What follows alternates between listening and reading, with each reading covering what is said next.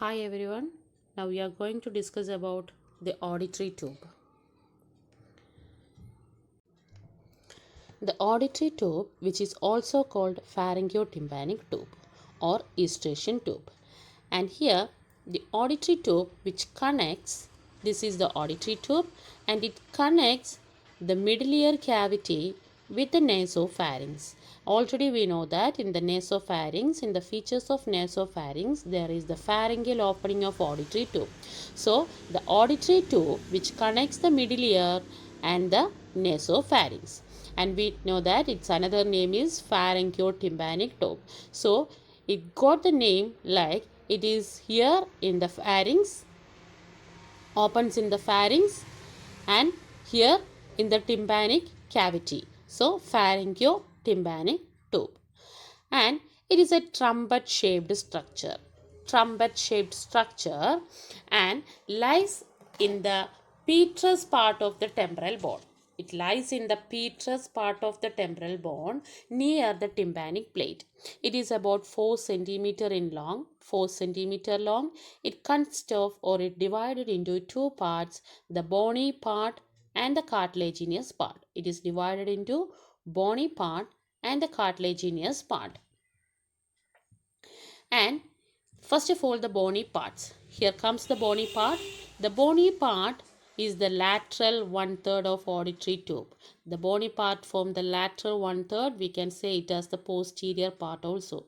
Okay, because why it is called the lateral one third? Because it direct towards the middle ear cavity, which means the middle ear or the ear which is seen on the lateral aspect of our body. Okay, middle ear, and here comes the external ear. So this is the lateral aspect, and this form the bony part which form the lateral one third, and the medial two third which is the cartilaginous part. Okay, first of all we are going to look on the bony part. It is about 1.2 centimeter in length. It is total length of the auditory tube is 4 centimeter, and here the bony part is 1.2 centimeter in length, and it is lies in the petrous part of the temporal bone, and it consists of two parts. First of all, it is two ends. The first end, which is the lateral end, this is the lateral end, and here comes the medial end. The lateral end opens into the anterior wall of the middle ear or the tympanic cavity, and the medial end which is narrow, and the narrow part which is called the isthmus, which is attaches to the cartilaginous part.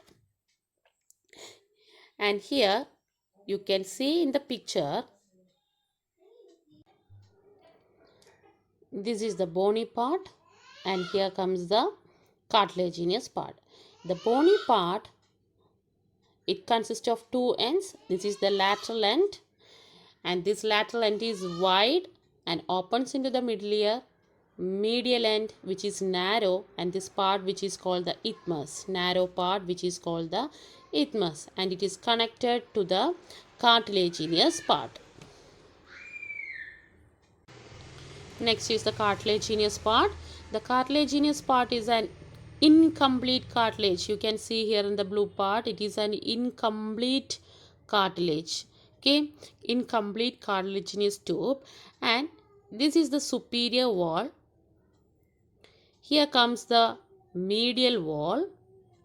This is the inferior wall or the floor, and a wall connect these both sides which is called the lateral wall. So it consists of four walls: superior or roof, medial wall, inferior or floor, and here comes the lateral wall. So the superior and the medial wall, here comes the superior and the medial wall which is made up of cartilage. Okay, and the inferior and the lateral wall which is made up of fibrous membrane. It consists of it is made up of a triangular plate of cartilage, and it has two ends, an apex and a base. Apex and a base. And the cartilaginous part form the medial two third. It form the medial two third, and its length is about 2.5 centimeter long. 2.5 centimeter long, and it lies in the sulcus tubae, which is a groove between the sphenoid greater wing of the sphenoid, and apex of the petrous temporal bone. You know the greater wing of sphenoid, at the spine, at the near to the spine, there is a groove. When lodges with the petrous part of the temporal bone, there form a sulcus tubae. There lodges the cartilaginous part of the auditory tube. Okay, and it is already I have said that it is a triangular plate of cartilage, and it apex which is attached to the bony part, and the base which form the tubal elevation in the nasopharynx. Okay, here we can see this is the cartilaginous part, a triangular plate, it like a triangular plate, and it is apex which is attached to the bony plate, and the base which form the tubal elevation in the nasopharynx. You know that there is a pharyngeal opening of auditory tube is there. Above the pharyngeal opening of auditory tube in nasopharynx, there is an elevation called tubal elevation. So its base form the tubal elevation in the nasopharynx. Its function is to ensure equal air pressure on both sides of the tympanic membrane. This is the tympanic membrane. Its function is to ensure equal air pressure on both sides of the tympanic membrane. When it is closed, it's the normal. When the auditory tube is closed, it is the normal condition. It opens when we swallow or yawn and sneeze. And next is the blood. The arterial supply is by the ascending pharyngeal artery, middle meningeal artery, and artery of the pterygoid canal. The venous drainage is by the pharyngeal and pterygoid plexus of vein. The lymphatic drainage, the lymph from the auditory tube, which is drained into the pharyngeal node. And next is the applied anatomy, and here the spread of middle infection will affect the auditory tube, and there is a tubal block occurs when the tubal tonsil, which is seen on the nasopharynx, enlarges.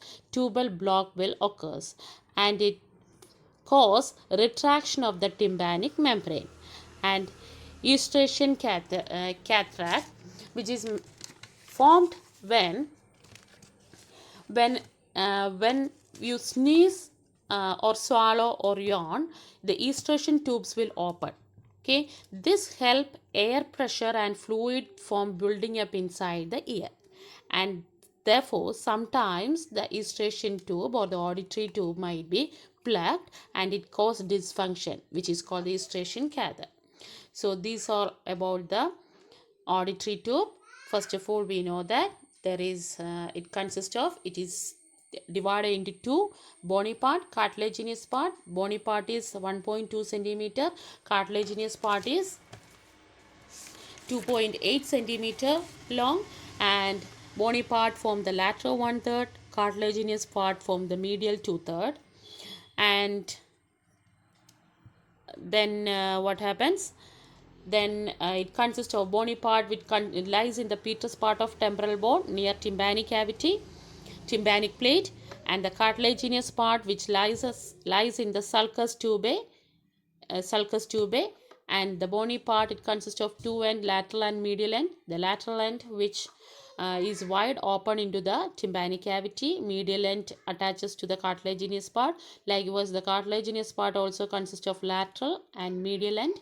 The medial end form a medial end and the lateral end, and we can say it as the apex and the base because it looked like a triangular plate of bone. So the apex which is attaches to the bony part, and the base which form the tubal elevation in the nasopharynx.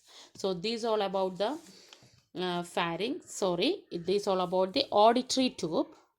Watch the video. If you like it, you can subscribe, like and share. Thank you for listening. Thank you.